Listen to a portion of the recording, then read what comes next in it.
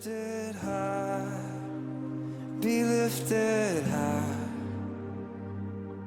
For your glory, be lifted high, be lifted high. 오늘 주시는 말씀은 시편 23편 1절에서 6절까지의 말씀인데요.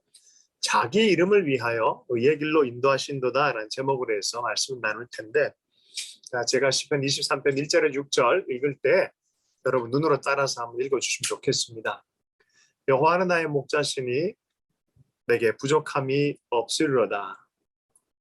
그가 나를 푸른 풀밭에 누이시며 쉴만한 물가로 인도하시는도다. 내 영혼을 소생시키시고 자기 이름을 위하여 의의 길로 인도하시는도다. 내가 사망의 음침한 골짜기로 다닐지라도 해를 두려워하지 않을 것은 주께서 나와 함께 하심이라.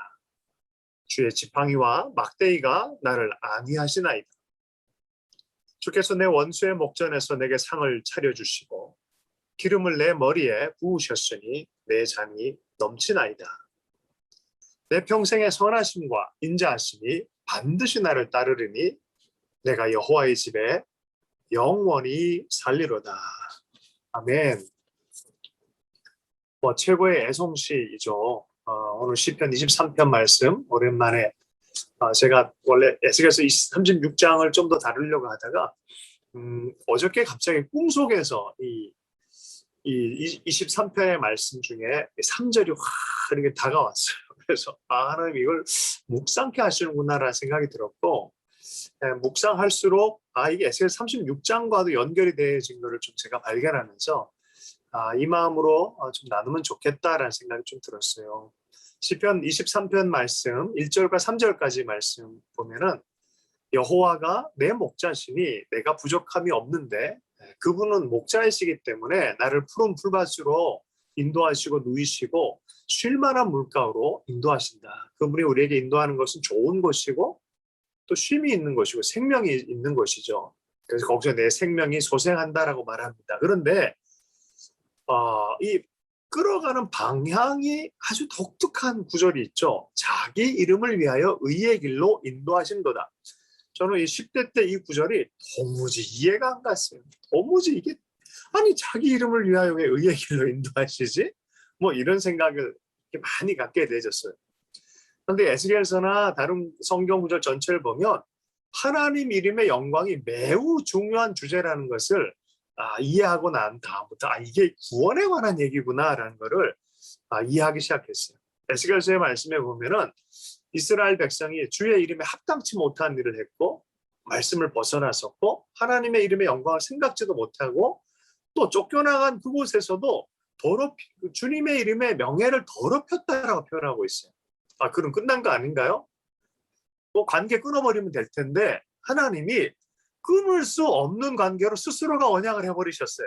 그 이름이 하나님의 이름이 우리에게도 있다는 뜻이에요.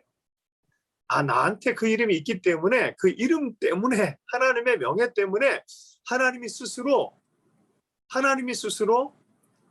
분발하셔서 열심을 갖고 우리를 향해서 우리는 의롭지 못하지만 우리를 의의 길로 인도하실 수밖에 없는 그런 하나님의 삶에 대한 얘기를 하고 있다는 것을 이해하기 시작했어요. 에베소 1장의 말씀에도 우리를 구원한 이유가 뭐냐면 영광에 찬송을 하게 하려 함이라 라고 해요. 그가 우리 삶을 보고도 그런 것이 있지만 우리도 그분의 영광을 찬송하게 하려고. 여러분 삶의 방향은 하나님의 영광이 되어야 하는 게 얼마나 중요한 건지 이곳에서 좀 이해하면 좋겠어요. 내 삶은 정말 하나님의 영광을 위해 살아가고 있는지, 그분의 이름이 있는 내가 그분의 영광에 합당하게 살아가기를 원하는지, 먹든지 마시는지 하나님의 영광을 위하여 하라 그랬는데 하나님의 영광이 혹시 가려진 사각지대는 없는지, 모든 삶의 현장 24시간 365일 안에 하나님의 영광의 이름을 추구하고 있는지.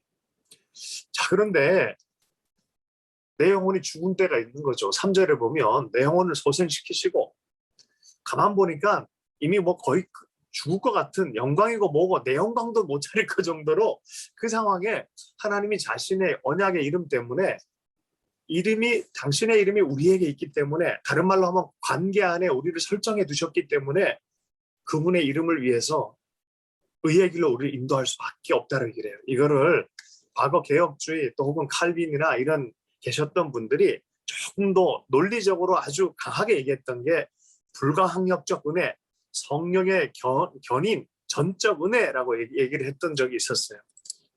뭐냐? 신앙은 목자가 이끄는 거지 양이 목자를 이끄는 게 아니란 소리예요. 신앙의 본질은 내가 내 신앙을 이끌어 가는 게 아니라 하나님이 나를 이끌어 간다는 것입니다. 은혜가 나를 이끌어 간다는 것을 너희가 이해할 필요가 있다는 거예요. 여러분, 그래서 그 의미로 1절을 읽어보면 여호와는 나의 목자시니 내게 부족함이 없으리로다. 처음에 내가 신앙할 때는 여호와는 나의 목자시니 이렇게 이해를 했다가 같은 문장인데 다르게 읽혀지기 시작한다니까요. 이 3절을 이해하고 나면 여호와는 나의 목자시니, 아, 나에게 목자가 있구나. 목자가 나를 인도하는 거지 내가 내 삶을 인도하는 게 아니라는 거예요. 그러니까 주님의 목자의 인도하심은 쉼으로의 인도하심이에요. 고아와 같이 내가 내 힘으로 모든 걸 다 하려 할 때 얼마나 힘듭니까? 그렇잖아요. 예수님이 우리에게 소개했잖아요. 나는 선한 목자다. 나는 내 양을 알고 양도 나를 아는 것이 아버지께서 나를 아시고 내가 아버지를 아는 것 같이. 아버지와 예수님 사이도 그런 사이고요. 예수님과 우리 사이도 그런 사이예요. 알고 있고 이름으로 알고 있고, 그 정도가 아니라 양을 위해서 목숨을 버릴 정도로 선한 목자다라고 말해요. 우리가 때로 하나님을 대할 때 이런 선한 하나님 아버지의 모습이 있다는 걸 잊어버릴 때가 많아요. 다윗은 이걸 알았다고요. 그분 내 목자다. 선하신 아버지와 같은 목자다라는 의식을 가지기 시작한 거죠. 우리에게 주님의 이름의 명예가 있습니다. 그것 때문에 하나님 우리 가운데 열심을 하고 우리한테 인사의 특권을 주셨어요. 자녀의 특권, 양의 특권, 그가 기르시는 양, 백성이다. 우리는 주의 백성이라는 표현을 쓰는데 이게 뭐예요? 하나님 나라에 너희들은 인싸다라고 말해요. 백화점 가본 적 있어요? 백화점에 쭉 가다 보면은 1층에는 아무나 못 세워요. 좀 딴 데 가보면 좀 괜찮은 주차장에는 못 세워요. 거기는 VIP 이렇게 돼 있어요. 아무나 못 세워요. 그리고 VIP가 아닌 사람은 저 밑으로 쭉 내려가야 돼요. 근데 VIP는 사람들까지 나와가지고 다 해줘요. 여러분, 우리는 영적으로 하나님 앞에 VIP라는 의식을 가지라는 거예요. 아버지가 목자다. 그리고 그분이 널 인도할 거다. 나는 이것을 노래할 거다. 그 관계 안에 있다는 게 무슨 소리인지 아냐? 하나님 앞에 특권층이라는 소리다. 이런 특권층이 이런 현상이 나타나요. 하나님 앞에 그냥 개기고 싶고 딴 길 가고 싶고, 그래서 오늘 술 한잔 마시면 나이트클럽 가고 싶어서 나이트클럽을 마침 막 들어서 나 타락할 거야. 이거 뭐라 그러지? 나 삐뚤어질 거야. 이런 거 있잖아요. 그래서 나 삐뚤어질 거야. 그리고 삐뚤어졌다 가는 그날 마침 그 나이트클럽이 교회에 임대가 돼서 그날따라 거기서 부흥회를 하고 있는 거야. 이런 거. 좀 더 쉽게 얘기하면은 분명히 난 삐뚤어질 거야. 그런데 그 자리가 바로 의의 길로 인도하는 하나님의 묘한 자리가 돼버리는 거예요. 여러분, 이게 그냥 하는 얘기가 아니라 빌리 그레함의 아들이 했던 경험이에요. 마약 먹고 인생 끝내버리려고 호텔에 가서 아버지의 길 도무지 마음에 안 들고 하나님 살아계신지도 잘 모르겠고 호텔에서 서랍문을 딱 열었는데 기드온 성경이 거기 있는 거예요. 묘하게 한 장을 딱 넘겼는데 하나님이 세상을 이처럼 사랑하사 번개를 맞는 경험을 했어요. 또 한 명의 한국인 목사가 있어요. 안재호라고 있어요. 저기 미국에 아주 영적인 아주 특별한 교회, 하비스 락 처치 같은 그런 교회에 섬기는 목사는 제가 직접 들었어요. 이분도 갱 출신이고 마약을 했어요. 호텔에서 끝내버리려고 그랬대, 인생을. 그런데 마지막에 이상하게 하나님과의 관계를 했던 자기 아버지가 그 성결교 전체 미국 전체 회장이었어요. 근데 자기는 그렇게 살아버린 거예요. 갱으로 살아버린 거예요.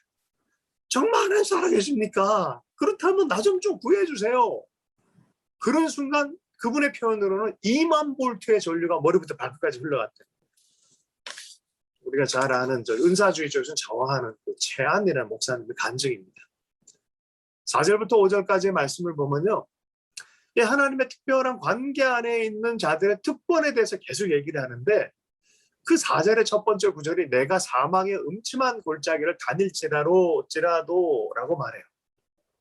사망 음침한 골짜기 없으면 좋겠는데, 그죠?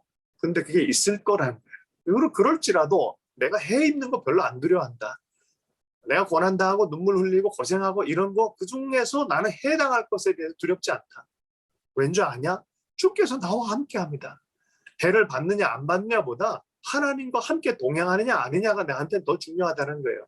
그리고 그분이 나와 함께 한다면 그분 안에 들려준 지팡이와 막대기가 나를 충분히 보호할 뿐만이 아니라 나에게 그 모든 삶의 현장, 아직 끝나지 않은 눈물의 현장마저도 상을 차려주는, 원수 목전 앞에 상을 차려주는 놀라운 것으로 변화시킨다는 걸 알고 있다는 거예요. 바로 그 음침한 골짜기, 사망 같은 골짜기, 해를 받을까 봐 두려워할 수도 있는 그 골짜기 안에서 그 골짜기가 다 끝나지도 않았는데 원수가 사라지지도 않았는데 그 가운데서 기름을 부어버린다니까요. 그 가운데서 기름을 붓고 그 가운데서 잔을 넘치게 한다니까요. 골짜기가 끝나지 않았어요. 원수가 사라지지 않았어요. 그곳 가운데, 음침한 가운데, 원수 가운데 우리가 집중해야 될 건 음침한 골짜기도 아니고 원수도 아니고 나와 함께 하시는 하나님이 중심이 돼야 되는 거예요. 바로 그럴 때 우리는 확신할 수 있는 것은 이 모든 것이 합력해서 선을 이루시고 하나님이 그 모든 것마저도 다 빛과 어둠마저 다 버무려 가지고 하나님의 영광의 찬송이 되게 한다는 것을 알기 때문에 그렇다는 거예요. 여러분, 이 고난의 크기만큼 하나님 사용하신다는 말이 있어요. 눈물과 어둠 그 상처만큼 빛나는 별빛이 되게 한다는 거예요. 사실 그래요. 고통이 없이 어떻게 하나님의 사랑에 대해서 얘기할 수 있겠습니까? 십자가 없이 어떻게 부활의 영광이 말할 수 있겠습니까? 사실 우리 삶 안에는 우리는 하는 게 어려움이 없기를 원하지만 그 어려움을 통과해서 하나님이 정말 바라는 건 그분의 깊은 차원의 연합이라는 거죠. 그것을 통해서 도리어 모든 것을 다 합력해 서울로 이루시는 하나님의 역사를 경험하도록 하는 것이 바로 주님의 목적이다라는 것이죠. 제가 이걸 경험했다 그랬잖아요. 어렸을 때, 8살 때 그림을 그렸는데 제가 좀 잘 그렸어요. 사실 잘 그렸기도 했지만 누님이 조금 더 도와줬기 때문에 더 잘 그렸던 거죠. 사생대회 때 방학 끝나고 이제 내기로 했는데 숙제로 내기로 했는데 친구 중에 한 명이 누군지 모르겠어요. 아직까지 시샘이 났던지 제 그림을 구겨가지고 어디 버렸나 봐요. 그러니까 숙제를 내야 되는데 나 혼자만 못 내니까 내가 얼마나 마음이 불편해요. 그래서 교실 밖으로 나와서 저기 운동장 앞에서 그냥 침묵하게 있는데 이상하게 이거는 이성적 영역이 아니에요. 그래서 여러분 너무 이성적인 자아의식보다 더 중요한 건 하나님의 존재의식이 더 중요해요. 내가 하나님을 향해서 방향 전환을 하고 있는 마음의 태도가 더 중요해요. 내가 나를 어떻게 생각하느냐보다. 이 포인트에서 나는 지금도 그렇게 생각해요. 천사와 성령이 도왔다고 믿습니다. 제가 그때 처음으로 구색은 나가기 시작했던 때거든요. 그 시즌에. 아니 이상하게 운동장 저편에 있는 쓰레기통에 가고 싶은 거예요. 가봤어요. 내 그림이 구겨져서 버려져 있는 거예요. 헐. 그거를 주섬주섬 주워가지고 도대체 누가 이랬지? 라는 생각보다 빨리 내야지. 이제 제출 기간 끝나기 전에 막 달려갔어요. 선생님한테. 선생님이 그걸 딱 보더니 좋다 그러더니 큰 사전 대백과사전 큰 데다가 내 구겨진 그림을 딱 끼워놨어요. 이분이. 공교롭게 이거를 선생님이 전국대회에 출품을 해버렸어요. 근데 이게 또 공교롭게 이 도시 큰 대도시 단위에서 이게 특선을 해버려요. 특선을. 근데 제가 자라난 조그만 시골에서는 뭐 이렇게 상을 받고 이런 게 없어요. 내가 트로피를 받으러 나간다는 소문 때문에 선생님이 출장을 봐서 나랑 같이 나갔어요. 트로피를 받아갖고 왔어요. 근데 교장 선생님이 그거 그대로 끝내면 안 된다고 전교생 앞에서 수상하자고 그런 거예요. 역사 이론은 처음 있다고. 그래서 제가 전교생 앞에서 어린 나이에 다시 트로피를 반납하고 교장 선생님이 나한테 주는 퍼포먼스를 했어요. 원수 앞에서 진짜 상을 받았어요. 이건 먹는 상이 아니라 진짜 상을 받은 경험이 있어요. 제가 평생 울고 먹잖아요, 목사로. 이게 평생 울고 먹는 거예요. 보세요. 누가 구겼다 버렸다 아니에요. 하나님과 연합하는 거 그게 키입니다. 답이에요, 그게. 그러다 보면 내 안에 일어난 일이 있어요. 6절의 말씀. 내 평생의 선하심과 인자하심이 반드시 나를 따르니 내가 여호와의 집에 영원히 살리로다. 얻은 것이 뭐예요? 다윗이 그래서 참 대단한 것 같아요.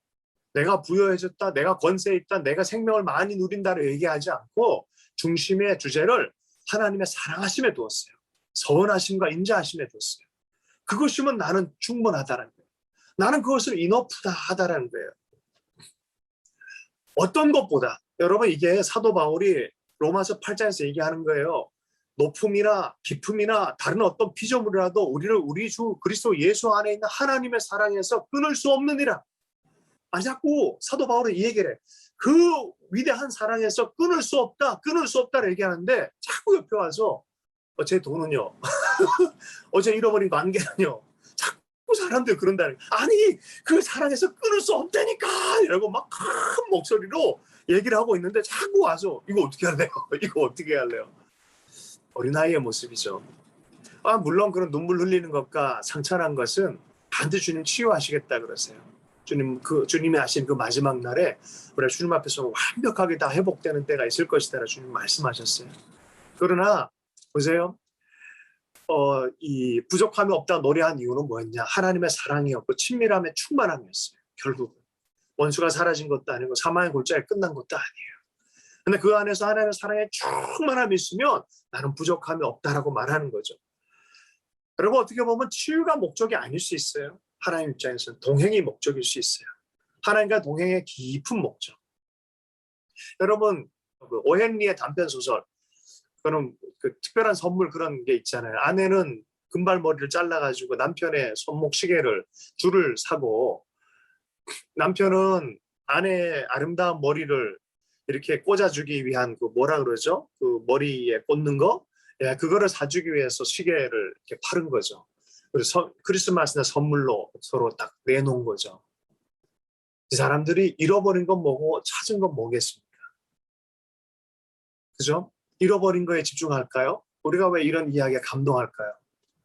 이건 잃어버린 게 아니에요. 이건 엄청나게 많은 걸 찾은 거죠. 그건 무엇보다 버릴 수 없는 그 사랑에 대해서 아는 거죠. 이거면 충분하다 할 수 있는 거죠. 여러분 내 평생의 선하심과 인자하심이 반드시 나를 따르니 내가 여호와의 집에 영원히 살리로다. 이것이 우리 삶 안에 노래 불러야 될 궁극적인 거예요.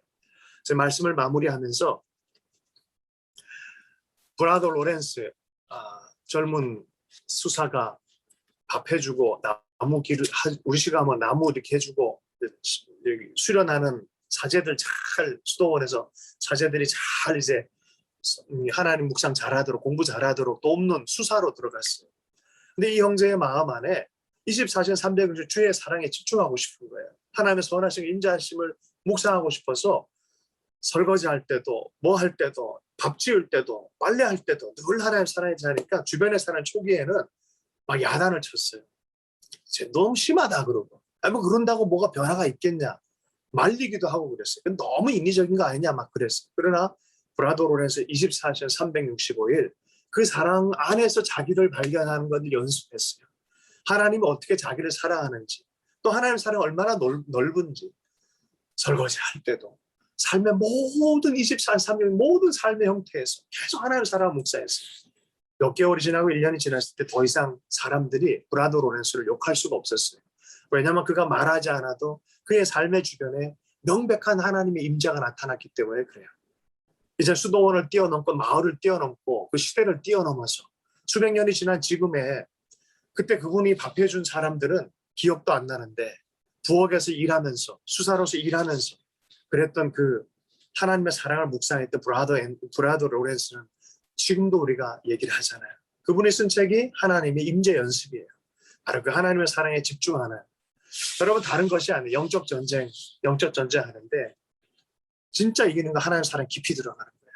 하나님의 신뢰를 하며 그 안에서 살아가고 그 안에서 바라보고 그 안에서 노래하고 선포할 때 우리의 삶 안에 놀라운 하나님의 영광에 이름의 영광을 돌릴 수 있는 삶이 되어질 줄로 믿습니다. 주신 말씀 붙들고 또 기도할 때 참된 부흥은 하나님과 깊은 관계 회복의 부흥인 것을 믿고 오늘은 뉴 리바이벌에 대해서 또 마음을 함께 나누고 기도하는 시간 됐으면 좋겠습니다. 계속해서 우리 석배 목사님, K 목사님 마무리 기도해 주시고요. 중간에 혹시 누가 기도할 분 있으면은 중간에 이 마이크 키시고 또 나누시고 기도해 주셔도 좋겠습니다. 함께 기도하겠습니다. 하나님 아버지 주신 말씀 붙들고 우리가 기도하며 간구합니다. 주님의 이름을 위하여 의의 길로 인도하신 그다라 말씀하시며 주님께서 우리의 삶 안에 주도적으로 은혜의 물결을 흘려보내주시고 목자 되심을 드러내주시고 우리의 손목을 붙잡으시고 우리를 환영하시고 우리를 끌어주시니 감사합니다. 주의 이름에 언약되어진 하나님의 양들 백성입니다. 주님, 당신의 이름이 우리의 삶을 통하여 영광 받으시기를 원합니다. 내 삶을 통하여 영광 받으시기 원합니다.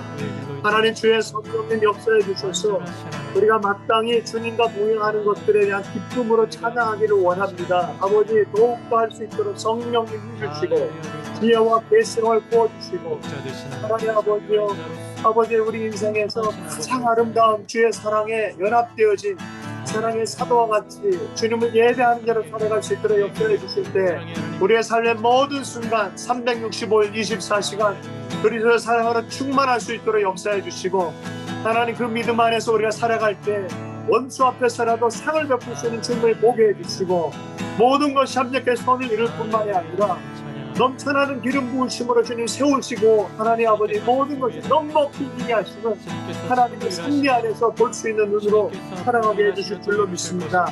우리 성도들 한 사람 한 사람 기름 부어주시고 한 사람 한 사람 가운데 주의 사랑으로 다시 한번 멋입혀 주시기를 간절히 기도합니다. 예, 주님 감사합니다. 할렐루야, 주님 감사합니다.